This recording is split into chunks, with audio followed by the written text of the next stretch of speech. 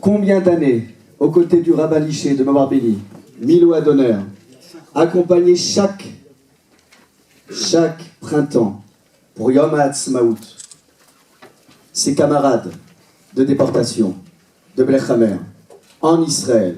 Et nous avons eu le privilège, ensemble, lorsque je venais de prendre mes fonctions ici, dans cette communauté, de planter 1000 arbres dans la forêt de Malé Adoumim, sur la route qui descend vers Yam HaMelach, vers la mer Morte. Et nous étions ensemble avec l'association de Milo Adonner au musée Yad Vashem. C'est pour nous donc important de souligner ce lien intangible avec la terre d'Israël. Nous ne pourrons pas accepter ce que nous avons entendu il y a quelques mois, ces slogans haineux, antisémites, antisionistes, où sur de grandes places, on avait cette liberté de brûler le drapeau d'Israël. Et c'est pour cela que nous avons beaucoup de plaisir à accueillir aujourd'hui l'ambassadeur de l'État d'Israël. C'est un honneur pour nous de l'accueillir, car à travers lui, c'est l'existence, la survie de notre peuple en Israël et en diaspora qui s'exprime. À travers lui, c'est le courage et la bravoure d'hommes et de femmes qui, pour certains, ne savaient plus où aller au sortir des camps, qui, pour certains, avaient été spoliés de leurs biens, qui, pour certains, se sentaient apatrides et qui ont trouvé sur la terre d'Israël un refuge, un abri, en vertu, plus tard, de cette loi du retour qui garantit à chaque juif un lieu sur la terre d'Israël. Monsieur l'ambassadeur, Bechavod.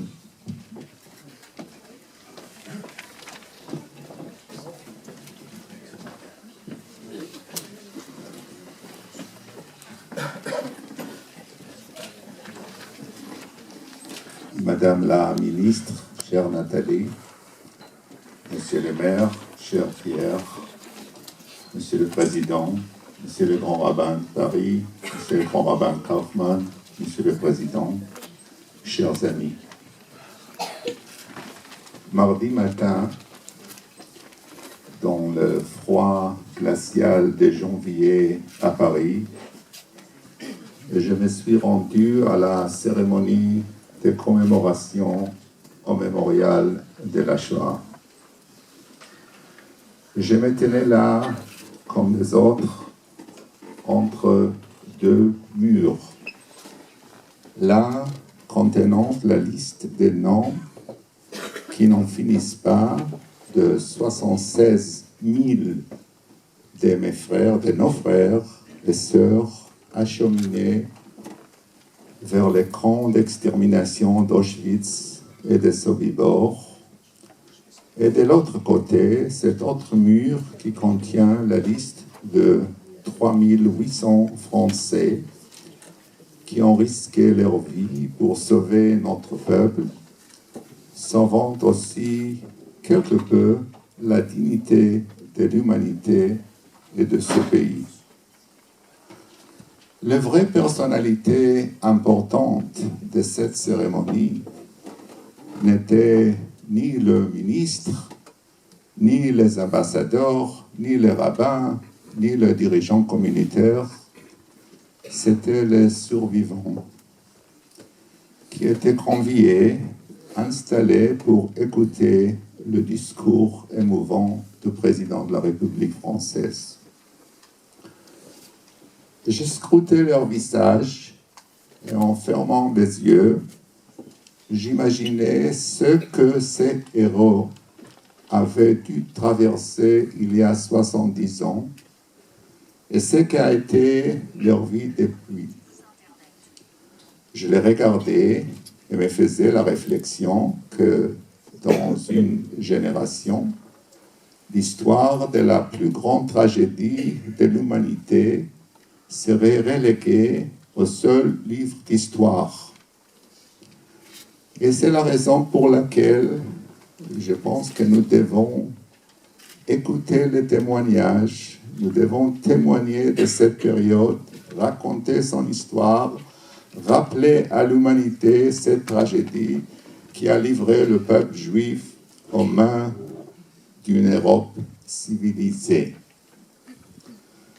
J'ai regardé le rescapé et j'ai réalisé l'importance capitale de la transmission de cette mémoire parce que nous avons le devoir de nous souvenir, de commémorer, d'enseigner, d'en tirer tous les enseignements afin de prévenir à tout jamais le retour de cette tragédie innommable. Mes chers amis, cette tragédie n'a pas commencé à Auschwitz et ne s'est pas terminée à la libération de camps d'extermination d'Auschwitz par l'armée rouge. Les forces de mal, de la haine des Juifs, du fondamentalisme, de l'extrémisme existent encore. Les dangers envers la dignité humaine persistent en Afrique, au Moyen-Orient, en Asie et même ici en Europe. Le chiffre effrayant de nombre d'incidents antisémites en constante augmentation ici en Europe et en France devrait servir d'avertissement et d'alerte. Oui, moi, j'ai fait confiance aux autorités françaises et je suis convaincu qu'elles feront ce qui est nécessaire pour protéger sa population de confession juive. Et nous devons tous faire front dans cette guerre contre les forces du mal. Nous devons réaliser que les menaces provenant de l'Iran, l'État islamique, de Hezbollah, de Hamas, de Boko Haram et les autres doivent être prises au sérieux. Mes amis, les leçons du passé ne doivent pas être oubliées.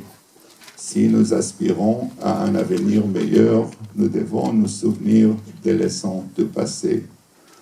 Aujourd'hui, nous allumons les bougies et nous disons les Kaddish en mémoire des enfants, des femmes et des hommes qui ont péri alors qu'ils récitaient le chemin Israël, Adonai Eloheinu, Adonai Echad.